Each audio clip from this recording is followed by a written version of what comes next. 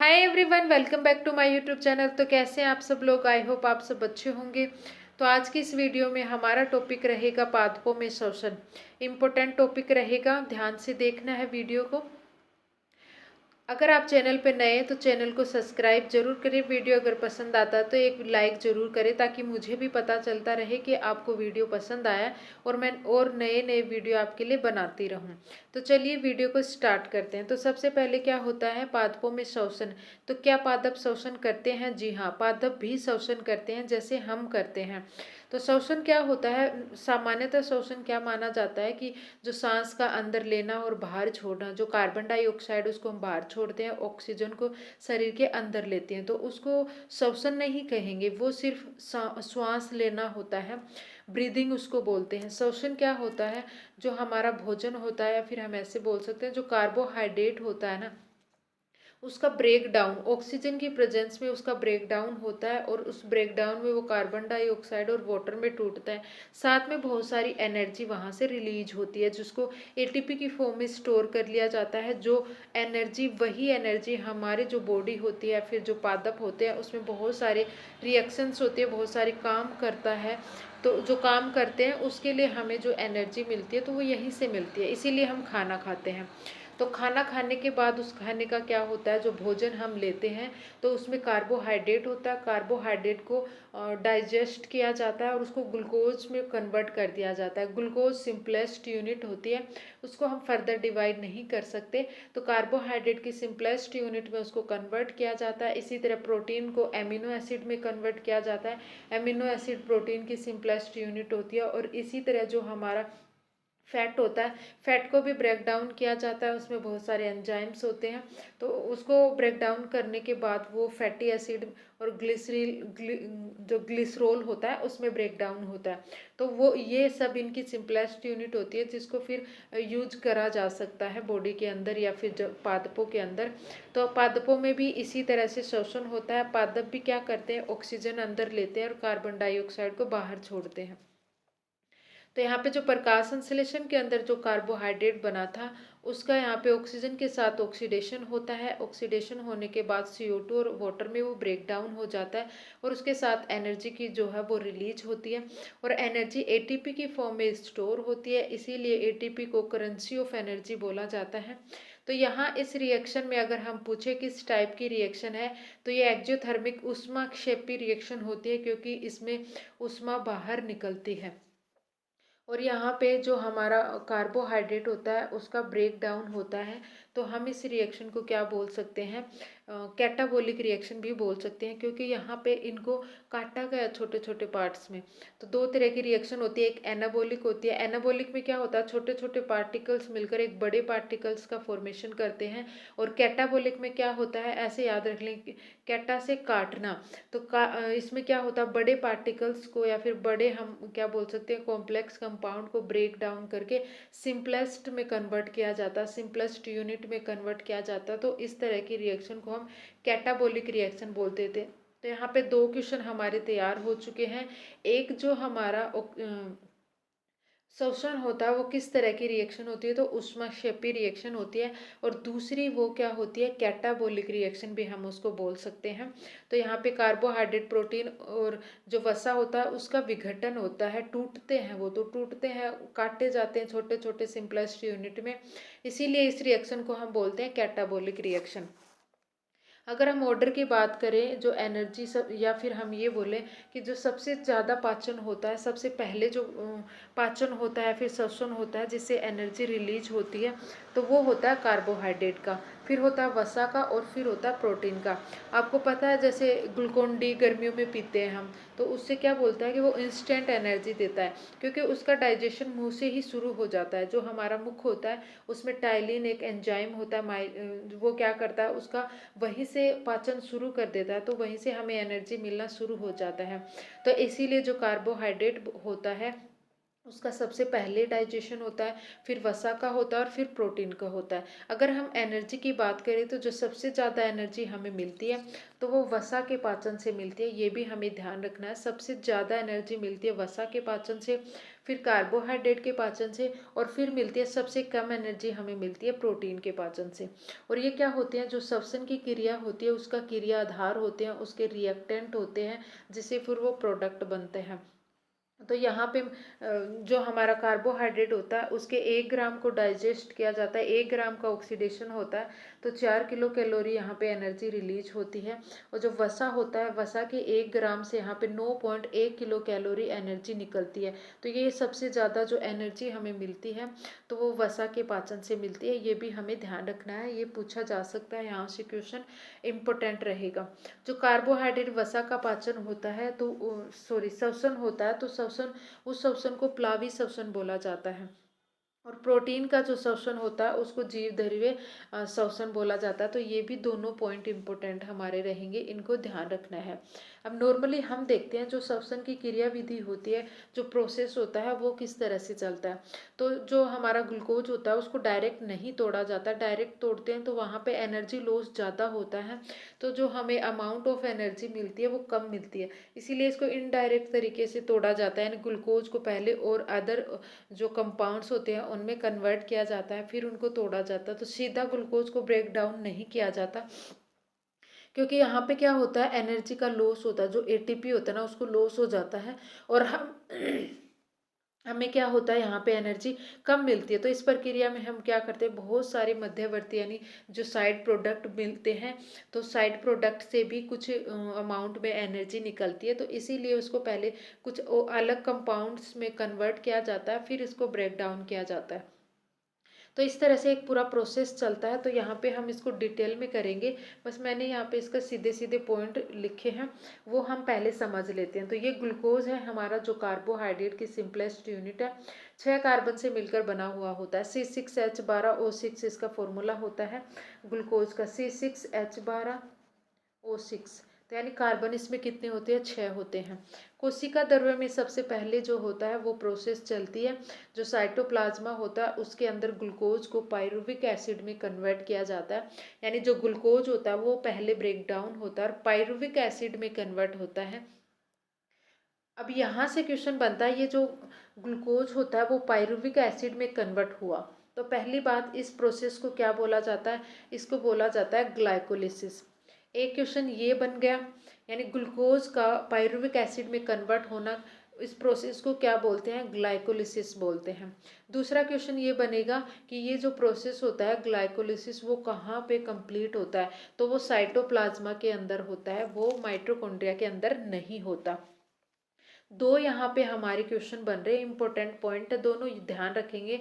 Glycolysis किसे बोलते हैं और ग्लाइकोलिसिस जो होता है वो होता कहाँ है, साइटोप्लाज्मा के अंदर होता है या फिर माइटोकॉन्ड्रिया के अंदर। तो जो हमारा ग्लाइकोलिसिस है वो कोशिका द्रव्य यानी साइटोप्लाज्मा के अंदर होता है। और जो ग्लाइकोलिसिस होता है, ग्लाइकोलिसिस जो होता है वायवीय और अवायवीय श्वसन दोनों प्रकार का श्वसन कर सकता है। यानी जो ग्लाइकोलिसिस में जो पायरुवेट एसिड बना है, पायरुविक एसिड बना है, तो वो ऑक्सीजन की प्रेजेंस में भी टूट सकता है और ऑक्सीजन की एब्सेंस में भी टूट सकता है। तो उसमें दो तरह का श्वसन यहाँ पे देखने को मिलता है। और ये भी हमें ध्यान रखना, ग्लूकोज 6 कार्बन से बना हुआ है और जो हमारा पायरुविक एसिड है वो 3 कार्बन वाला एसिड होता है। यानी यहाँ पे टूट चुका है ये 3 कार्बन वाले कंपाउंड में। तो पायरुविक एसिड के बाद यहाँ पे जो पायरुविक एसिड होता है वो दो तरह से ब्रेक डाउन हो सकता है, एक जहाँ पे ऑक्सीजन प्रेजेंट है और एक यहाँ पे ऑक्सीजन का अब्सेंस है। ऑक्सीजन की प्रेजेंस में क्या करेगा, ये 2 एसिटाइल को एंजाइम ए में कन्वर्ट होता है, फिर वहाँ से क्रेब्स चक्कर होता चलता है, और क्रेब्स चक्कर में जो हमारा एसिटाइल को एंजाइम होता है वो ब्रेक डाउन होता है कार्बन डाइऑक्साइड और वाटर में। इसी के साथ यहाँ पे 38 ATP का फॉर्मेशन भी होता है। तो ये भी हमें ध्यान रखना है। ग्लाइकोलिसिस के बाद में अगर ऑक्सीजन प्रेजेंट है तो वहाँ पे क्रेब्स चक्कर चलता है, और उस क्रेब्स चक्कर में जो हमारा एसिटाइल को एंजाइम ए होता है वो ब्रेक डाउन होता है। तो ये पायरुविक एसिड से एसिटाइल को एंजाइम ए बनेगा, फिर इसका ब्रेक डाउन होगा, और जिस प्रोसेस से होता है उसको क्रेब्स चक्कर बोला जाता है, और इसमें कार्बन डाइऑक्साइड और वाटर में टूट जाता है, साथ में एनर्जी रिलीज होती है। एक कंडीशन बनती है जहाँ पे ऑक्सीजन की अब्सेंस है, यानी ऑक्सीजन प्रेजेंट नहीं है, तो वहाँ पे ये अल्कोहल में कन्वर्ट हो जाता है, इसका पूरी तरह से यहाँ पे ऑक्सीडेशन नहीं हो पाता।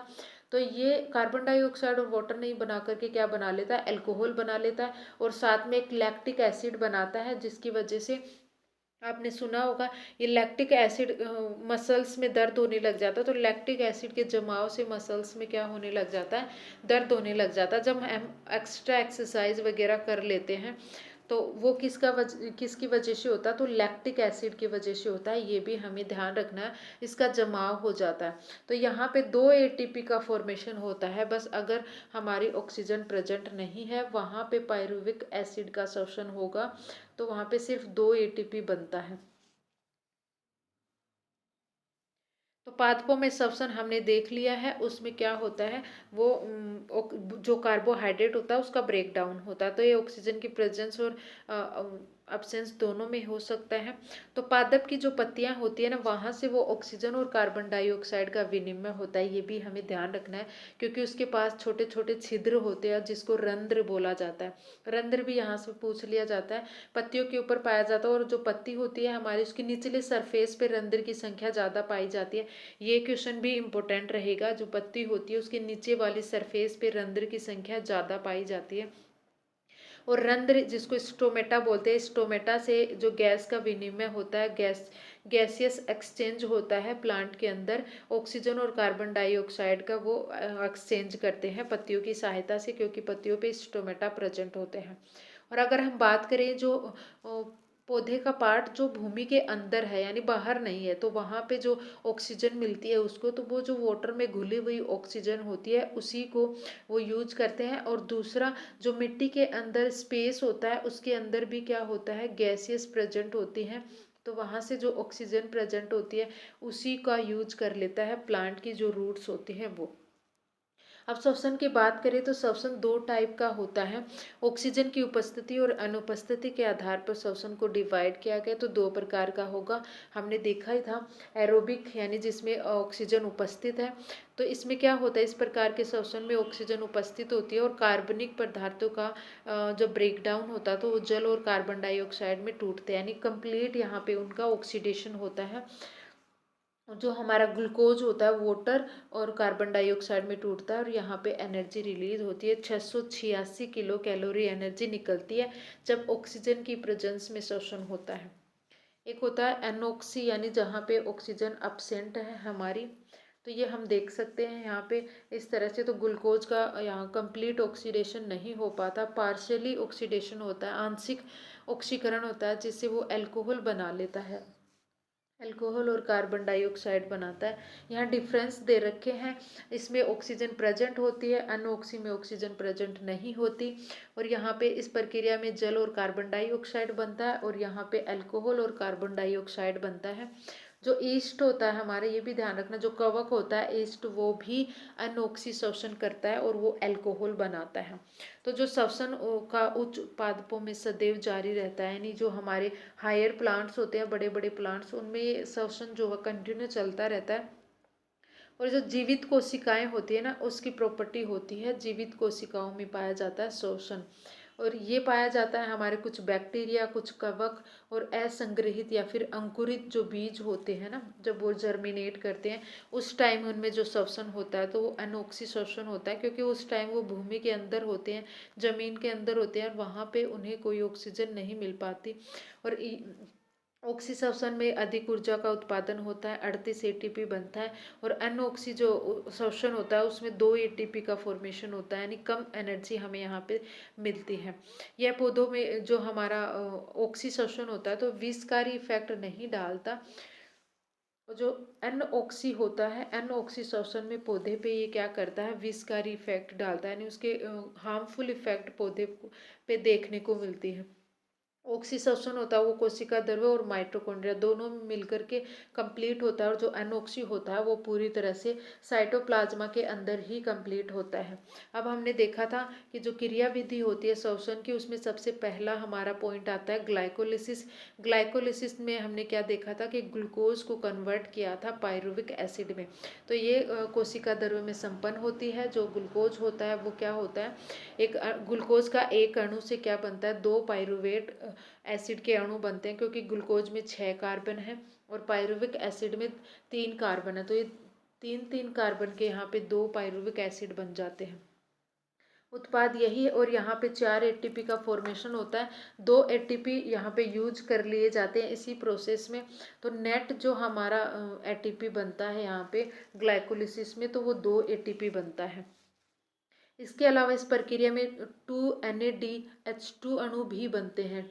2 NADH2 अणु भी बनते हैं, और जो एक NADH2 अणु होता है उससे 3 ATP बनते हैं। तो इस तरह से दो यहाँ पे NADH2 जो मॉलिक्यूल है वो बन रहे हैं। इसका मतलब यहाँ पे इससे 6 ATP का फॉर्मेशन होता है। तो कुल मिलाकर अगर हम बात करें कि जो ग्लाइकोलिसिस होता है उससे टोटल जो एनर्जी बनती है तो वो 8 ATP अणु बनते हैं। ये भी हमें ध्यान रखना है, इस तरह का प्रोसेस होता है।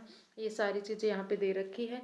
इसको डायरेक्ट नहीं तोड़ा जाता। जो ग्लूकोज होता है उसको ग्लूकोज 6 फॉस्फेट में कन्वर्ट किया जाता है, फिर फ्रुक्टोज 6 फॉस्फेट में कन्वर्ट किया जाता है, फिर फ्रुक्टोज 1,6 डाईफास्फेट में तोड़ा जाता है। इस तरह से ये चलता है प्रोसेस, आप देख सकते हैं इसको। और इसका जो लास्ट का जो रिजल्ट होता है वो हमें मिलता है पायरुविक एसिड। अब पायरुविक एसिड जो है वो कन्वर्ट हो चुका है, ग्लूकोज से पायरुविक एसिड बन गया, और ये पायरुविक एसिड जो है वो आगे जाएगा माइटोकॉन्ड्रिया के अंदर। फिर यहाँ से जो क्रेब्स चक्कर चलता है, और क्रेब्स चक्कर में क्या होता है, जो पायरुविक एसिड होता है ना वो कन्वर्ट कर दिया जाता है पहले तो एसिटाइल कोएंजाइम ए में, और फिर ये एसिटाइल कोएंजाइम क्या करता है, ब्रेक डाउन होकर के कार्बन डाइऑक्साइड और वाटर बना लेता है। तो क्रेब्स चक्कर में क्या होता है, जो ग्लाइकोलिसिस का अंतिम उत्पाद होता है पायरुविक एसिड, वो ऑक्सीजन की उपस्थिति में क्रेब्स चक्कर द्वारा अपघटित होता है। पायरुविक अम्ल के दोनों अणु क्रेब्स चक्कर में प्रवेश करते हैं, और प्रवेश करने से पहले एक लिंक रिएक्शन होती है, जिसमें क्या होता है, जो पायरुविक एसिड है ना वो कन्वर्ट होता है एसिटाइल को एंजाइम ए में। फिर ये जाता है माइटोकॉन्ड्रिया के अंदर। माइटोकॉन्ड्रिया के मैट्रिक्स में रिएक्शन होती है, और वहाँ पे ब्रेक डाउन हो जाता है। लिंक रिएक्शन में भी 6 ATP का फॉर्मेशन होता है, ये भी हमें ध्यान रखना है। अब यहाँ पे दे रखा है कि कौन से स्टेप में कितने हमारे ATP बनते हैं। तो पायरुविक अम्ल से एसिटाइल को एंजाइम बना, तो वहाँ पे टोटल 6 ATP बनते हैं। फिर यहाँ पे बनता है आइसोसिट्रिक एसिड, यानी क्रेब्स चक्र अब हमारे यहाँ पे चलता है, तो उसमें भी अलग अलग उत्पाद, पहले बीच के मध्यवर्ती उत्पाद बनाए जाते हैं। उनमें देखो अलग अलग यहाँ पे क्या कर रहे हैं, ये ATP का फॉर्मेशन करते हैं। तो आइसोसिट्रिक अम्ल से ऑक्जेलो सक्सिनिक एसिड बना, वहाँ पे भी 6 ATP का फॉर्मेशन हुआ टोटल। फिर यहाँ पे अल्फा कीटोग्लूटेरिक एसिड बनता है। अल्फा कीटोग्लूटेरिक एसिड से सक्सिनाइल कोएंजाइम ए बनता है, उसमें भी क्या बनता है, 6 ATP हमारे बनते हैं। देखो यहाँ पे इन सबके दो दो मोलिक्यूल बन रहे हैं, तो एक से बनता है 3, तो 2 से कितने बन जाते हैं, 6 ATP का फॉर्मेशन होता है। फिर हमारा सक्सिनाइल कोएंजाइम ए जो होता है वो सक्सिनिक एसिड में कन्वर्ट होता है, वहाँ पे हमारा बनता है GDP बनता है। GDP जो है वो कन्वर्ट होता है GTP में, और ये क्या होता है, एक GTP से एक ही ATP का फॉर्मेशन होता है। तो ये दो बन रहे हैं यहाँ पे, तो टोटल 2 ATP का फॉर्मेशन हो जाता है जब succinyl coenzyme A succinic acid में कन्वर्ट होता है। फिर ये सक्सिनिक एसिड जो होता है वो कन्वर्ट हो जाता है फ्यूमेरिक एसिड में, और यहाँ पे FAD से FADH2 बनता है, और FADH जो होता है उसके एक मोलिक्यूल से 2 ATP बनते हैं। तो ये दो यहाँ पे इसके एटम बनते हैं या फिर अणु बनते हैं, जिससे हमारे 4 ATP का फॉर्मेशन होता है। फिर क्या होता है, जो फ्यूमेरिक एसिड होता है वो मैलिक एसिड में कन्वर्ट होता है, और मैलिक एसिड से ये बना लेता है ऑक्जेलो एसिटिक एसिड।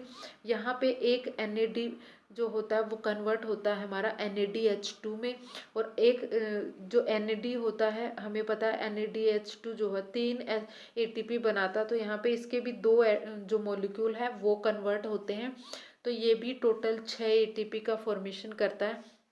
तो इस तरह से जो हमारा क्रेब्स चक्कर बनता है उसमें जो टोटल एटीपी बनती है वो 30 एटीपी बनता है।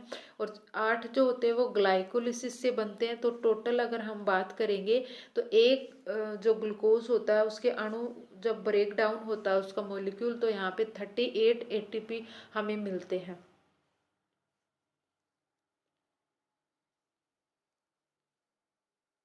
अब एक यहाँ पे छोटा सा पॉइंट है हमारा श्वसन गुणांक, यानी जो रेस्पिरेटरी क्वोशिएंट होता है वो क्या होता है। तो इसमें क्या होता है, निश्चित ताप और दाब पर एक निश्चित भार, यानी यहाँ पे हम क्या करेंगे, जो ऑक्सीजन हमने लिया है और जो कार्बन डाइऑक्साइड छोड़ा है, तो इन दोनों के बीच का यहाँ पे रिलेशन होता है।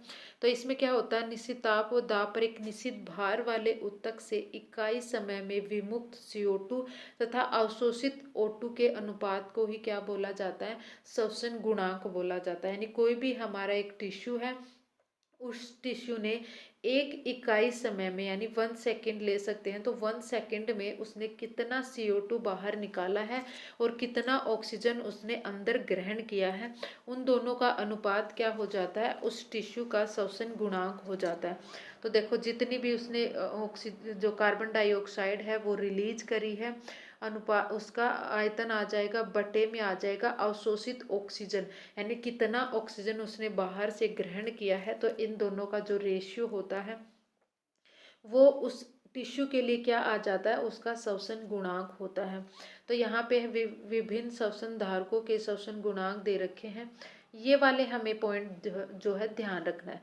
तो यहाँ पे क्या होता है, कार्बोहाइड्रेट का जो श्वसन गुणांक होता है वो 1 आता है, यानी जितनी वो कार्बन डाइऑक्साइड बाहर निकालता है ना उतनी ऑक्सीजन ग्रहण करता है। तो यहाँ पे ये कट करके जो आंसर आता है वो 1 आ जाता है। वसा की अगर हम बात करेंगे तो उसका 1 से कम होता है, 0.7 से 0.75 हो सकता है।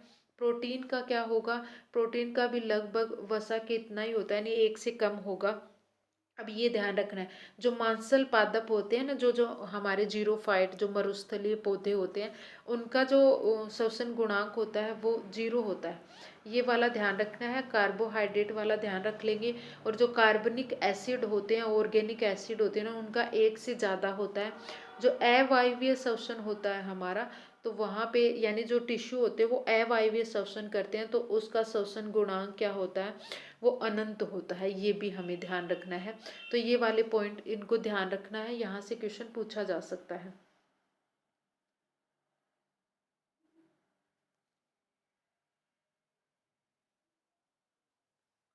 नेक्स्ट हम यहाँ पे देखते हैं, ये जो हमारा श्वसन हुआ है, तो प्रकाशीय श्वसन, प्रकाशीय श्वसन यानी फोटो रेस्पायरेशन, प्रकाश की उपस्थिति में हुआ है, इसीलिए इसको फोटो रेस्पायरेशन बोलते हैं। तो श्वसन क्रिया माइटोकॉन्ड्रिया में देखी गई है, यानी जो हमारा रेस्पिरेशन होता है कंप्लीट, उसका ऑक्सीकरण होता है जब ग्लूकोज का, तो वो माइटोकॉन्ड्रिया के अंदर देखने को मिलता है, जिसमें ऑक्सीजन का अवशोषण होता है और कार्बन डाइऑक्साइड जो है वो उसका विमोचन होता है, उसको बाहर छोड़ दिया जाता है। तो इसको बोला जाता है कोशिकीय श्वसन, यानी इसको सेलुलर रेस्पिरेशन बोला जाता है, जो कि प्रकाश और अंधकार दोनों में समान दर से चलती रहती है। यानी ये जो माइटोकॉन्ड्रिया के अंदर जो प्रोसेस चलती है, तो वो डिपेंड नहीं करती लाइट पे, वो अंधकार में भी उतना ही चलेगा अगर लाइट की एब्सेंस है, और लाइट भी है तो भी वो बराबर चलता रहता है। तो अंधकार श्वसन के नाम से भी जाना जाता है। यानी ये जो सेलुलर रेस्पिरेशन होता है उसको हम डार्क रेस्पिरेशन भी बोल सकते हैं, क्योंकि लाइट पे डिपेंड नहीं करती। तो एक होता है हमारा फोटो रेस्पिरेशन, यानी जो लाइट पे डिपेंड करता है। तो इसमें क्या होता है, एक प्रकाश संश्लेषी भागों में प्रकाश की उपस्थिति में श्वसन दर अंधकार में होने वाले श्वसन दर से कई गुना अधिक होती है। तो इस प्रकार के जो फोटो प्रकाशीय श्वसन होता है, इसे हम क्या बोलते हैं कि ये लाइट में बहुत ज़्यादा बढ़ जाता है, जो अंधकार में हमारा हो रहा था उससे कई गुना उसमें रेस्पिरेशन होता है। यानी लाइट की प्रेजेंस में जो हमारा श्वसन होता है उसको हम प्रकाशीय श्वसन बोल देते हैं। इस क्रिया में सामान्यतः श्वसन की तरह ऑक्सीजन का अवशोषण होता है और कार्बन डाइऑक्साइड को बाहर छोड़ा जाता है, पर यहाँ पे एटीपी का फॉर्मेशन नहीं होता। क्योंकि यहाँ पे ग्लूकोज का डाइजेशन, जो ग्लूकोज है उसका ब्रेक डाउन नहीं होता, तो यहाँ पे कोई एटीपी नहीं बनती। तो ये वाला पॉइंट हमें ध्यान रखना है कि जो प्रकाशीय शोषण होता है उसमें एटीपी का फॉर्मेशन नहीं होता। बाकी नॉर्मल जैसा हमारा शोषण होता है वैसे ही चलता है, उसमें भी ऑक्सीजन का अवशोषण होता है, कार्बन डाइऑक्साइड का विमोचन होता है, उसको बाहर छोड़ा जाता है। अब हम देखेंगे कि ये जो जहाँ पे एटीपी का फॉर्मेशन नहीं हुआ, जो प्रकाशीय हमारा शोषण हुआ, उसका महत्व क्या है, क्यों होता है वो। तो ये प्रकाशीय शोषण की उपस्थिति और अनुपस्थिति के आधार पर पौधों को दो समूहों में बांटा जाता है। एक होता है प्रकाश शोषण युक्त पादप और एक होता है प्रकाश शोषण रहित पादप। दो भागों में इनको बांटा जाता है। प्रकाश शोषण युक्त पादप सामान्यतः शीतोष्ण क्षेत्रों में, यानी जहाँ पे ठंड ज़्यादा होती है वहाँ पे देखने को मिलता है। और जो प्रकाश रहित पादप होते हैं वो उष्ण कटिबंधीय क्षेत्रों में, जहाँ पे हमारा टेम्परेचर ठीक ठाक सा रहता है, ज़्यादा होता है, वहाँ देखने को मिलते हैं। प्रकाशीय शोषण का महत्व पौधे के विकास में भी माना जाता है। प्राचीन समय से जब CO2 सांद्रता अधिक कम थी, यानी जहाँ उस पहले के टाइम में क्या था, कार्बन डाइऑक्साइड की कंसंट्रेशन कम थी इन्वायरमेंट में, तब प्रकाशीय शोषण सामान्यतः प्रक्रिया थी। यानी पहले फिर उन पौधों में क्या होता था, जो लाइट रिएक्शन होती थी, यानी जो फोटो रेस्पिरेशन ज़्यादा देखने को मिलता था, क्योंकि वहाँ पे CO2 सामान्यतः वृद्धि के साथ साथ धीरे धीरे कम होता जाता था। यानी CO2 पहले उनको कम मिलता था, तो CO2 क्या होता था, कम होने की वजह से वो ऑक्सीजन को ग्रहण करते थे। और जो नॉर्मली हमारा प्रकाश संश्लेषण होता है, जो प्रकाशीय शोषण होता है, वो उनमें देखने को मिलता था, जहाँ पे वो ऑक्सीजन को ग्रहण करते थे, CO2 को बाहर छोड़ते थे। पर अब क्या होता है, CO2 की सांद्रता बढ़ गई है, इसीलिए यहाँ पे जो डार्क रिएक्शन होती है या फिर हम जो कोशिकीय शोषण होता है वो ज़्यादा होता है। CO2 की सांद्रता धीरे धीरे क्या होती, कम होती, परंतु अब CO2 सामान्यतः के घटने व O2 सांद्रता बढ़ने पर पुनः सामान्य रूप से होता है। यानी एक बार ये कम हो जाता है, CO2 की कंसंट्रेशन कम हो जाती है, तो और CO2 की कंसंट्रेशन बढ़ जाती है, तो वापस से हमारा सेलुलर जो रेस्पिरेशन होता है वो चलता रहता है। प्रकाशीय शोषण ऑक्सीजन द्वारा क्लोरोप्लास्ट के ऑक्सीकरण से सुरक्षा प्रदान करने में भी सहायक होता है। यानी जो प्रकाश शोषण होता है ना, उसमें जो हमारा ऑक्सीजन है वो क्या करती है, क्लोरोप्लास्ट के ऑक्सीकरण से सुरक्षा प्रदान करती है। यानी जो क्लोरोप्लास्ट होता है ना, वो ऑक्सीडेशन से क्या हो जाता है, खराब होने लग जाता है। तो वहाँ पे क्या होगा, शोषणीय जो प्रकाशीय शोषण होगा, तो ये इसकी हेल्प करता है, उसको सुरक्षा प्रदान करता है, क्लोरोप्लास्ट को खराब होने से बचाता भी है। क्योंकि प्रकाशीय शोषण के अभाव में ऑक्सीजन की सांद्रता वहाँ पे क्या हो जाती है, बढ़ जाती है, जिसकी वजह से क्लोरोप्लास्ट हमारा खराब होने लग जाता है, उसका ज़्यादा ऑक्सीडेशन होने लग जाता है। और हमें पता है ऑक्सीडेशन से बहुत सारी चीज़ें खराब हो जाती हैं। अब यही दे रखा है प्रकाशीय शोषण और इनमें डिफरेंस दे रखा है।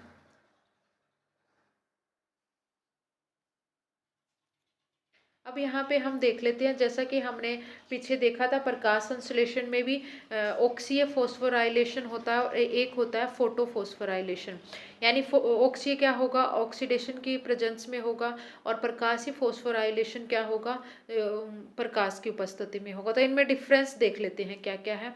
तो जो हमारा ऑक्सीडेटिव फोस्फोराइलेशन होता है, इस प्रक्रिया में प्रकाश की आवश्यकता नहीं होती। हाँ, यहाँ पे क्या होता है, ऑक्सीजन की आवश्यकता होती है, और ये क्रिया जो होती है माइटोकॉन्ड्रिया में संपन्न होती है।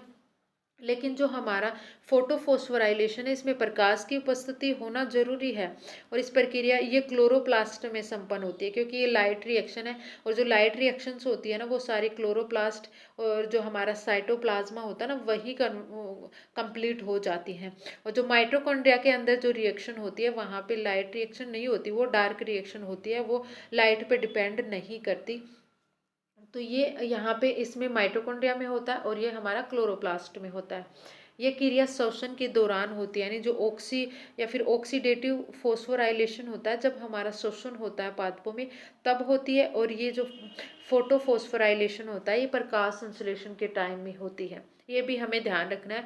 और जो हमारा ऑक्सीडेटिव फोस्फोराइलेशन होगा, ये सभी कोशिकाओं में संपन्न होता है, यानी लगभग सारी जितनी भी हमारे बॉडी के अंदर सेल होती हैं, जो प्लांट बॉडी के अंदर सेल होती है, उन सब में कंप्लीट होता है। और ये जो हमारा फोटोफॉस्फोराइलेशन होता है केवल दीप्तिमान हरित कोशिकाओं में ही होता है। हमें पता है जिसमें क्लोरोफिल प्रेजेंट होता है वही ये क्रिया जो है संपन्न होती है। और जो हमारा ऑक्सीडेटिव फोस्फोराइलेशन होता है आणविक ऑक्सीजन की आवश्यकता यहाँ पे होती है, क्योंकि जो ऑक्सीजन होता है ना उसी की प्रेजेंस में हो रहा है, इसीलिए इसको ऑक्सीडेटिव फोस्फोराइलेशन बोला है। यहाँ पे ऑक्सीजन की प्रेजेंस नहीं होती फोटोफॉस्फोराइलेशन में, ये प्रकाश की उपस्थिति में होता है। नेक्स्ट यहाँ पे इलेक्ट्रॉन परिवहन यानी फिर जो हमारा साइटोक्रोम तंत्र के माध्यम से होता है, जो उसमें प्रकाश संश्लेषण में हमने देखा था जो जेड स्ट्रीम बन रही थी, तो वो प्रोसेस यहाँ पे क्या होता है, फॉलो होता है, जो ऑक्सीडेटिव फोस्फोराइलेशन होता है। लेकिन जो हमारा इलेक्ट्रॉन परिवहन होता है यहाँ पे, इसमें क्या मिलेगा, यहाँ तो साइटोक्रोम तंत्र होता है उसके माध्यम से ऑक्सीडेटिव फोस्फोराइलेशन होता है, लेकिन जो प्रकाश फास्फोरीकरण होता है उसमें इलेक्ट्रॉन परिवहन सिस्टम होता है, वो किसकी हेल्प से होता है, एक तो उसमें फोटो सिस्टम फर्स्ट होता है और एक फोटो सिस्टम सेकंड होता है, उसकी हेल्प से ये प्रोसेस चलती है। तो इनमें कुछ डिफरेंस है, पूछ लिए जा सकते हैं यहाँ पे, तो ये हमें ध्यान रख लेने हैं। और इसमें एटीपी की विभिन्न उपापचय कार्यों के लिए उपलब्धि होती है, यानी यहाँ पे एटीपी बनता है। और जो फोटोफॉस्फोराइलेशन होता है वहाँ पे क्या होता है, इस प्रक्रिया में एटीपी का उपयोग CO2 के स्वांगीकरण में होता है, यानी सिर्फ CO2 जो होता है उसके स्वांगीकरण में ही एटीपी का यूज किया जाता है, बाकी नहीं किया जाता। लेकिन यहाँ पे सभी क्रियाओं में एटीपी का यूज किया जाता है। और जो ऑक्सीडेटिव फोस्फोराइलेशन होता है इसमें हाइड्रोजन और ऑक्सीजन की क्रिया से जल का निर्माण होता है, और हाइड्रोजन और ऑक्सीजन की क्रिया करके ये वाटर का फॉर्मेशन करते हैं। लेकिन प्रकाश संश्लेषण में हमने देखा था वाटर का क्या होता है, प्रकाशीय अपघटन होता है, वहाँ पे वाटर का ब्रेक डाउन किया जाता है। तो ये दोनों में डिफरेंस है, एक हमारा ऑक्सीडेटिव फोस्फोराइलेशन होता है, एक प्रकाशीय फोस्फोरिलीकरण या फिर इसको फोटोफोस्फोराइलेशन बोलते हैं। तो ऑक्सीडेटिव कब होता है, जब हमारे ग्लूकोज का अपघटन किया जाता है या फिर हम बोल सकते हैं शोषण होता है, तब ये प्रोसेस चलती है।